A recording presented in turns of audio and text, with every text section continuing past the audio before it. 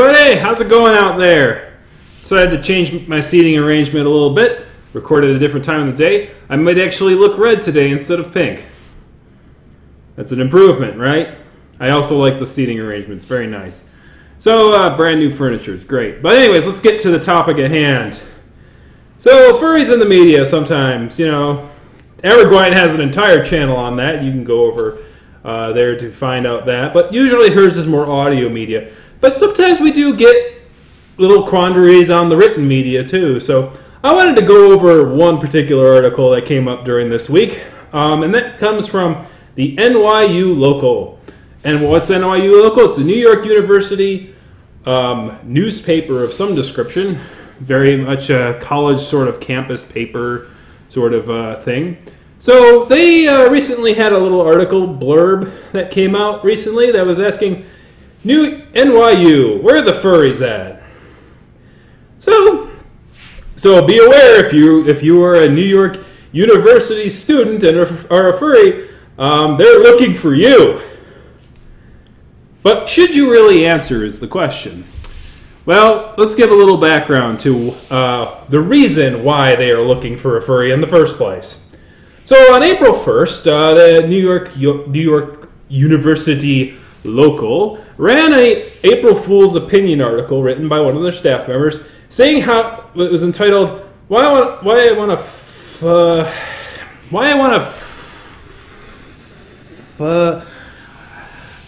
to have intercourse with the bobcat, with our NYU bobcat. So apparently she made a joke opinion article for her paper revolving around this dude, the NYU bobcat, the college's mascot.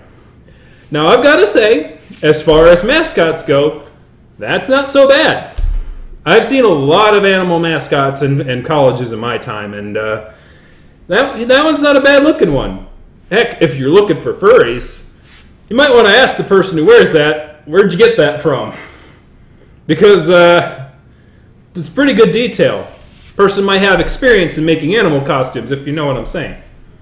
You know, they might be able to get you in touch. Okay, so first off, that's a good lead to have right there instead of just throwing a random article out there. So the article, of course, led to people going, "Oh, so you're a furry then?" And then she's like, "No, I'm just playing with you. April Fools, blah blah blah." But then they had a follow. This article that they wrote recently, going, "Where are the furries at?" was a follow-up piece going, "You know what? Maybe we should go for furries and start talking to them about this." And you know, amen to Miss Murray, who wrote that particular blurb, for being honest as to why she was looking for furries in the first place. It's like, well, we made a joke article about wanting to bonk our animal go bonkers with our bobcat animal mascot. Get it? It's bonkers, bobcat. No, you wouldn't get it. So why? And that's why they're looking for furries. Not really it's like, and they don't really say what they're gonna do once they find one. It's like, come on, it's like really, it's like, at least say like, oh, we're gonna do an expose, or we're gonna talk about it, or if this is the reason you're looking for a furry, no furry's gonna go, oh yeah, I'm a furry, yeah. I really want to talk to the people who made an April Fool's joke about going bonkers for their bobcat animal mascot. Yeah, that's the people I want to talk to. But hey, she was nice about it. She said, "Hey, she said literally, it's like our college is an art college. Our college, NYU, is one of the greatest artist the greatest artist colleges in the entire country. So there's got to be a furry somewhere in there, right? Because hey, Ms. Murray, flattery will get you everywhere. Saying that, yeah, great artist communities have got to have furries in them because furries are great artists. Man, that's awesome. That's a great statement, man. Makes us feel great about ourselves. But then, you know, here's the thing with furries. We're very self-conscious people. We're very questioning whenever people, you know, a lot of furries I know don't really, if someone praises them, they don't really go, oh, yeah, that praise is warranted. And I'm the best person ever. Not many. Some of them do. Not many of them do. Some of them are going like, "What do you want from me?" And do I believe your flattery in the first place? And going down that rope. But hey, look, you got a furry, but be careful what you wish for, because I did that same very questioning thing. And let's talk about that. Let's talk about that article that you wrote for a moment. Your article blurb was about 200 words at most. 200 to probably 250. Just basically asking where the furries are at. But a picture is worth 1,000 words. And this is the picture right here that you decided to put on that article. This one right there. Got milk? So you're one of the greatest artists. Your college, the college that you write locally for, because that's what the name of your organization is, NYU Local, right? You write locally for your college, which is one of the greatest art colleges in the entire nation. And here's the picture you use to present to the world that shows your artistic prowess of your particular college campus. I could go to a 4th grade art class, show them this picture right here, this guy, show them this, and go, what is wrong with this thing right here? What is wrong with this? It's called depth. You see that thing on the right side, on the far right end? Sorry, on the stage left, but on the far right? Oh, stage right. You're the person viewing it far left. See, even I get this crap backwards all the time. I'm not an artist myself, I never claimed to be, but here, there's that word, the letter M. See how that letter M is kind of smaller than the letter K? The reason they do that is because the carton is facing us at a 45-degree angle. We are not looking at the carton straight on. Because we're not looking at the carton straight on, there's depth to it. Take this screwdriver, for example. If I put this screwdriver here and I look straight at you, the words are going to look fine. But if I go at an angle, if I start cameras are weird. If I start twisting this screwdriver around, all of a sudden that oval doesn't become a straight oval. It has depth to it. It gets smaller. It looks like it's getting smaller as it moves away from you. Why do I have a screwdriver on my table? Who knows? I'm improvising here. But here's the thing. Notice how the thing on the right side of your photo, stage left, is kind of looking straight on, as if this carton is not at a 45-degree angle. So that's a big no-no. That's like a big art no-no. Like, you're breaking the magic, man. You're breaking everything with this photo. You're having missing, the word missing should be at an angle, and like the word milk on the other side, it should kind of have depth to it. Same thing with the NYU Furries at the bottom of it. And basically the frickin', the photo, which you probably just found on the internet and pasted on there. So I'm like, okay, so that's one big problem.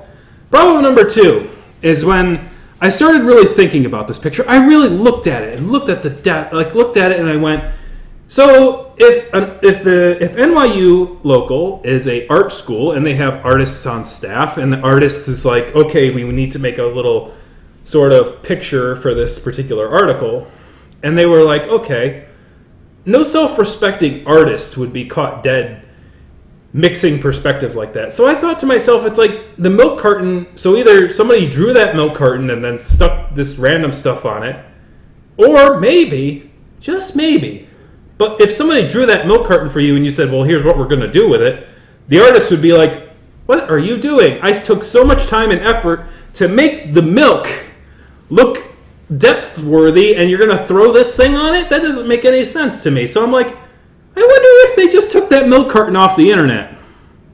Sure enough, I Google milk carton, and less than a minute later, here is what I find. This picture from Exhibit B in the description below comes from a coloring book website basically a coloring book website for kids. They just take, it's like a bunch of different kinds of milk cartons that they could fill and color in.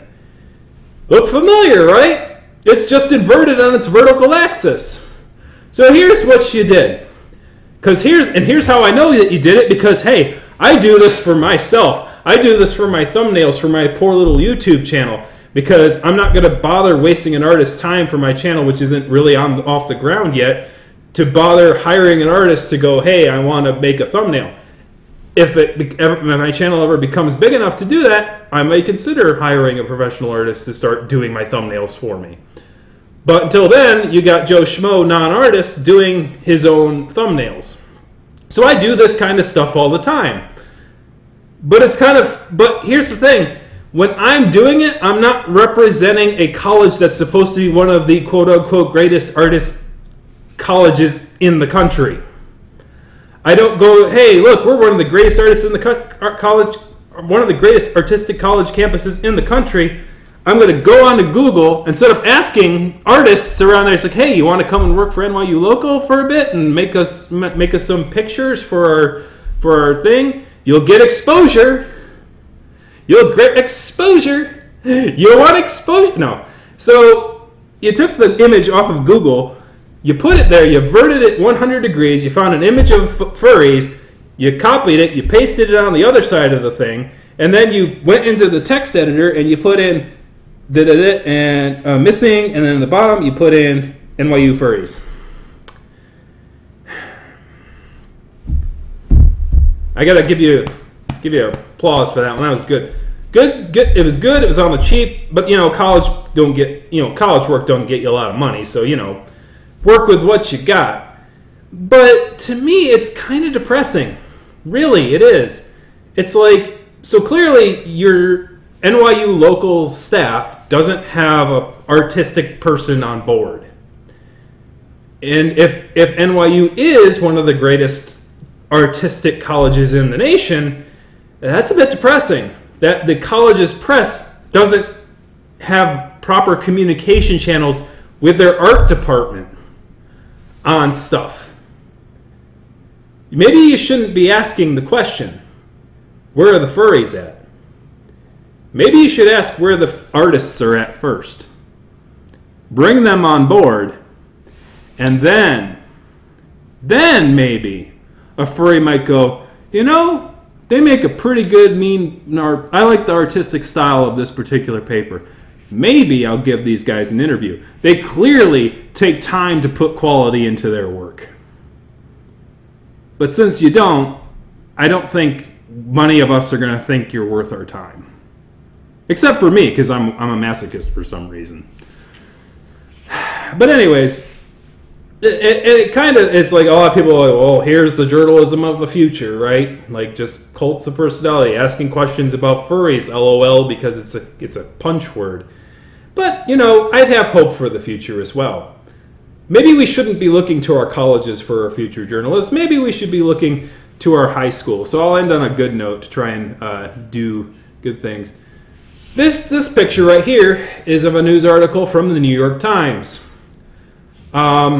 Basically, what ended up happening here is that these high school students from Pittsburgh, Kansas, while doing an expose sort of article for their incoming high school principal, ended up finding some weird things in their documentation for their resume and their qualifications to be their school's principal.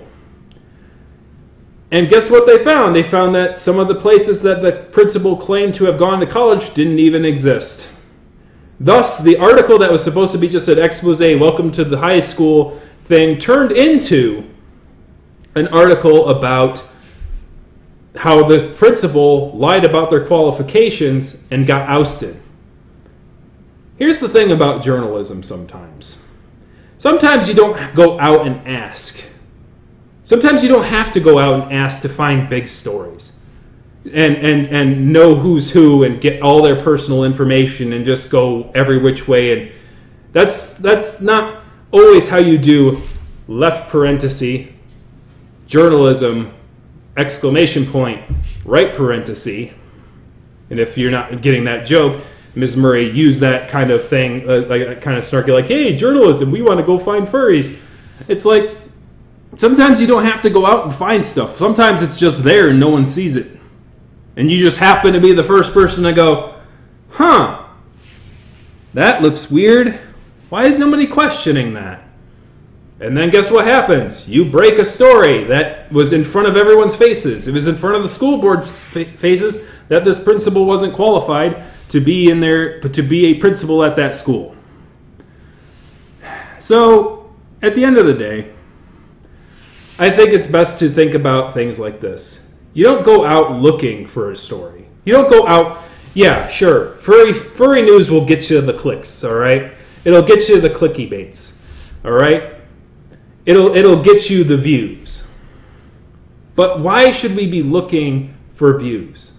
Why should journalism be about looking to try to make things seem more important than they actually are? Instead, sometimes it's about the small things, about writing the small stuff, and then all of a sudden that small stuff becomes something bigger than you ever realized it would be. That, to me, is when journalism is at its best. So, before you go out looking into the community, in your community, for the exceptional, for the weird, for the strange, sometimes you may ask yourself, maybe I should be looking at the bigger picture. If New York University is a college of artists, and their college paper is presenting, I'm not expecting the Mona Lisa here. I'm not expecting every image on any of these articles, particularly one that's like less than 300 characters and just kind of silly, to have Mona Lisa-esque sort of artistically beautiful things. But if the article itself is going to say, we have one of the best artistic, communities in the entire country, then perhaps you should ask them. You should ask those groups of people if they would like to work for your organization to help represent the college campus first. Then maybe you can go looking for furries and chase that down whatever rabbit hole you wish to go. But thank you very much for watching. I'm going to get the hop out of here. Kick that like, kick the subscribe, kick a comment in the comment section. Thank you very much for watching.